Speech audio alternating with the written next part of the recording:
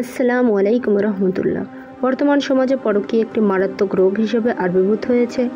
প্রায় প্রতিটি পরিবার এ রোগে আক্রান্ত, আর তাই এ থেকে বাঁচার উপায় জানা আমাদের জন্য অত্যন্ত জরুরি।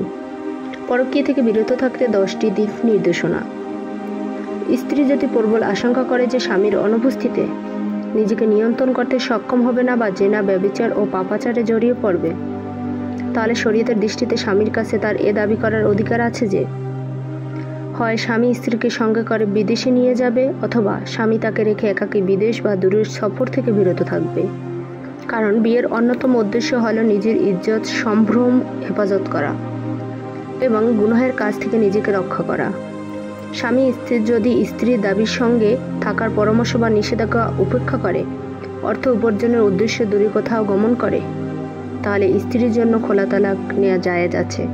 এতে স্বামীর দূরে অবস্থানের কারণে বিয়ের অন্যতম মূল উদ্দেশ্য ব্যবহৃত হয় এবং নারীর ঈমান ও চরিত্র ক্ষতিগ্রস্ত হয় কিংবা ক্ষতিগ্রস্ত হওয়ার সম্ভাবনার আশঙ্কাই বেশি। খোলা তালাক কোনো কিছুর বিনিময়ে স্ত্রী নিজেকে বিচ্ছিন্ন করে নেওয়াই হলো খোলা তালাক। সেক্ষেত্রে স্বামী এ বিনিময়টি গ্রহণ করে স্ত্রীকে তালাক দেবে। এ বিনিময় হতে পারে স্বামীর দেওয়া মোহরানার টাকা কিংবা এর চেয়ে বেশি সম্পদ কিংবা কম।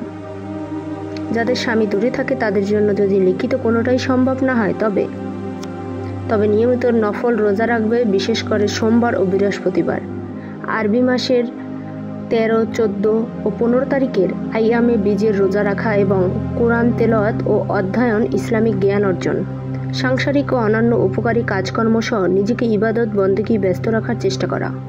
স্বামীর সঙ্গে যোগাযোগ রক্ষা করা, একে অপরের প্রতি সুসম্পর্ক খুব ভালোবাসা অটুট রাখার সর্বোচ্চ চেষ্টা অব্যাহত রাখা। নাটক, সিনেমা, গান বাজনা, অশ্লীলতা ও অসৎসঙ্গ তথা যৌন উত্তেজক সব মাধ্যম থেকে নিজেকে দূরে রাখা। কারণ যৌন উত্তেজক এসব বিষয়গুলোকে মানুষের মনে কুবৃত্তি ও কামনা বাসনার আশঙ্কাকে বাড়িয়ে দেয়। মাহরাম নয় এমন পরপুরুষের সঙ্গে দেখা, সাক্ষাৎ ও যোগাযোগ না রাখা। কেননা চারিত্রিক নির্মলতা ও মানসিক পবিত্রতায় রক্ষা এটি খুবই জরুরি। স্বামীর বা নিজের নিকটাত্মীয় তথা দেবর, ভাসুর, চাচাতো ভাই, ফুফাতো ভাই, খালাতো ভাই, মামাতো ভাই, ভগ্নিপতি ইত্যাদি ব্যক্তিকে নিজ ঘরে প্রবেশের সুযোগ না দেওয়া। প্রয়োজন না থাকলে যোগাযোগে তথা দেখা সাক্ষাৎ না করাই উত্তম। গায়রে মাহরাম তথা যাদের সঙ্গে দেখা করা হারাম সেসব পুরুষের সঙ্গে হাসি, দুষ্টুমি, হাতাহাতি, সামনাসামনি, খেলাধুলা, স্পর্শ বা বিনা প্রয়োজনে দৃষ্টিপাত, কথাবার্তা, ফোন আলাপ, মেসেজিং, ভিডিও চ্যাটিং সহ কোনো জিনিসপত্র আদান প্রদান থেকে দূরে থাকা আবশ্যক। কেননা এসব কর্মকাণ্ডের মাধ্যমে ফিতনা সংগঠিত হয়, আর এর মাধ্যমেই পরকীয়, জেনা, ব্যভিচার ও পাপাচারের মতো মারাত্মক অপরাধের বীজ অঙ্কুরিত হয়। ঘর কিংবা বাসার বাইরে না যাওয়া, একান্ত প্রয়োজনে কাছাকাছি বাইরে যাওয়ার দরকার হলে পূর্ণাঙ্গ পর্দার সঙ্গে বের হওয়া এবং যথাযথ দায়িত্ব পালন করা।